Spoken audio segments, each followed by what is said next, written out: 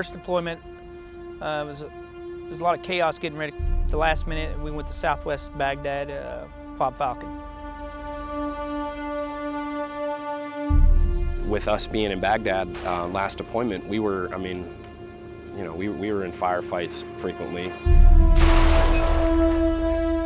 The way that they, I guess the way that they reacted to our presence out there seemed like, you know, they didn't want us there. And they resented us for being there.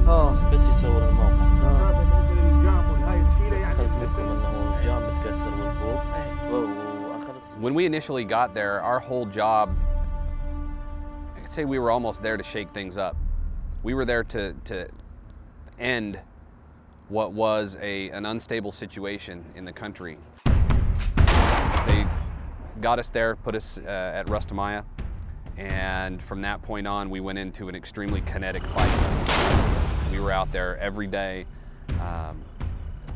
doing our patrols, moving out into the city.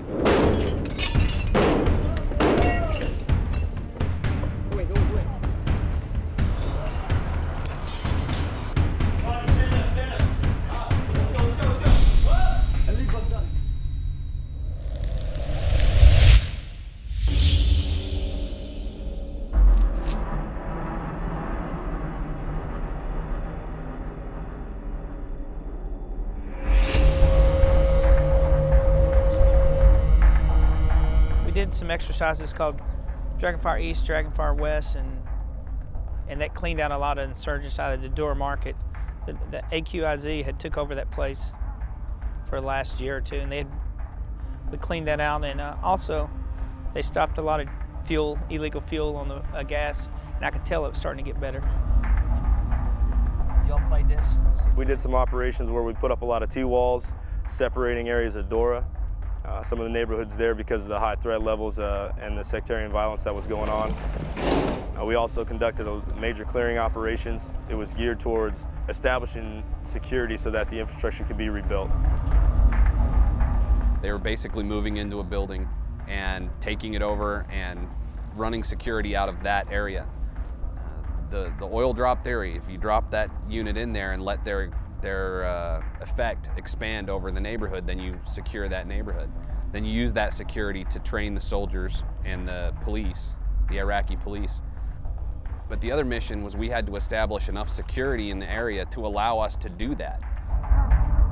Daily attacks, daily missions, a lot going on, and then you had the awakening happen where the people basically rose up against the insurgents and turned on them. And that created an opportunity for us to get in there and start training Iraqi soldiers and Iraqi police and getting them to take part of the security, structure there. We ended up actually training the Iraqi National Police. My main mission with that was just to train them up on their weapons, which was a little rough on me. I knew everything about American weapons. When it came to the AK-47 or RPGs, so on and so forth, it was a total different ball game for me. But it was a learning experience, pretty much. We would do medical training. They would bring the IPs into my medics, and we would do medical training with them. Standard CLS. They don't have anything near a medic position. Their guys are basically picked, and they point at somebody and say, hey, you're now the medic. We would take those guys in and turn them into what for U.S. forces would be a CLS level soldier. And we would do that constantly as these soldiers would shift in and out of the IP stations or the Iraqi army units. Every day we were trying to train somebody else, and that flow was pretty constant. I remember specifically one time I took a rooftop as the fire support officer to overwatch a unit moving down the street. I could see the Iraqi army stacked on a building ready to enter, and they were a perfect stack, 1, 2, 3, 4 ready to go, and they all went in, perfectly. So tactically they were really coming along. When you were working day to day with the individual soldiers, the enlisted Jundies, the everyday Iraqi soldiers, they just wanted to learn. and they were more than happy to sit down and take a class and learn anything they could. The Iraqi army, just the regular junta, they're going to imitate what you're doing. They're going to imitate what you're doing, right or wrong, they're going to imitate it. So if we're given a good picture for them to imitate, that's when I see they're going to do what we do.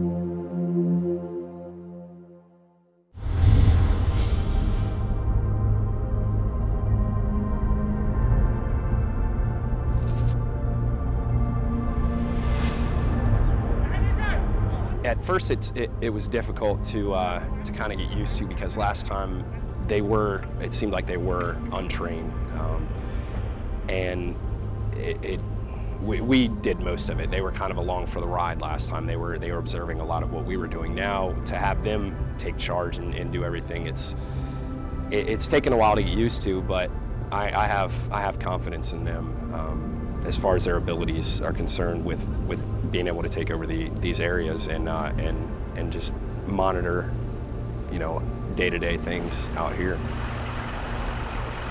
I know these guys are so anxious to get in there and be in the firefights, but this is really what we've worked for. It's hard for them to accept that, because in school they learned about, and growing up they learned about, with us being in this conflict for the last 9 years, we want to get in there and kick down doors. That's the way that I was taught too. So it's difficult for them to accept that we've moved to a place now where we are working side by side with the Iraqi army, and we're moving forward in the scheme of things. Their willingness to partner with us in some aspects, it helps it out. And from the soldier level all the way up to leadership, we kind of try to make friends, interact with each other daily, get to know a little bit about each other, know the guys that you're working with, and we've got kind of a friendly relationship with our IA unit that we work with. So it makes the training and things like that we do together, makes it, I don't want to say fun, but it makes it a little more interesting, I guess. Being out of the cities, not being in every day running these patrols and allowing the Iraqis to self-police, to do it themselves, has changed our fight. Now it's a matter of assisting them to do their jobs.